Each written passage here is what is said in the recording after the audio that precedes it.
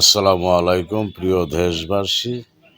আমরা অনেক কিছুই কথা বলি বা মানুষকে অনেক কিছুই বলি যে তার এত বছর বয়সে মারা গেছে, উনি অত বছর বয়স হয়েছে, আর আমার এত বছর, ধরেন আমার 55 বছর।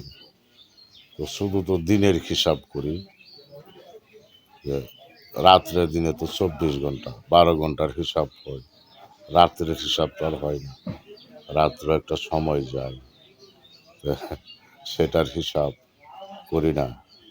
কেন রাত্রে ঘুমিয়ে থাকি জন্য সেটা বাদ দেওয়া হয়। আমার 55 বছরে দিনের হিসাব, রাত্রের হিসাব ধরলে 110 বছর। এটাই আপনাদের কাছে জানা। শুধু দিনের হিসাব, রাত্রের হিসাব ধরি না। তো আমরা বলি তওবা পড়লে গুনাহ মাফ হয়ে যায়, আল্লাহর হাবিব হওয়া যায়। এখন বলে মৌলবীরা, ওহাবি মৌলবীরা বলে তওবা পড়লে নাকি আল্লাহর হাবিব হওয়া যায়।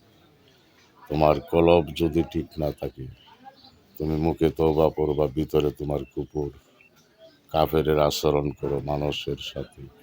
বলো নবীজি আপনি আমার মতো মানুষ, নবীজি আপনি আমার বড় ভাইয়ের মতন।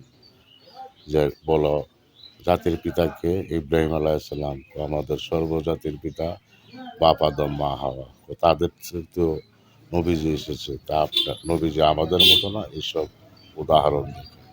আর এই গাদার বাচ্চা গল 18,000 মাকলুকাত সৃষ্টি করেছে যে নবীজির ওসিলা।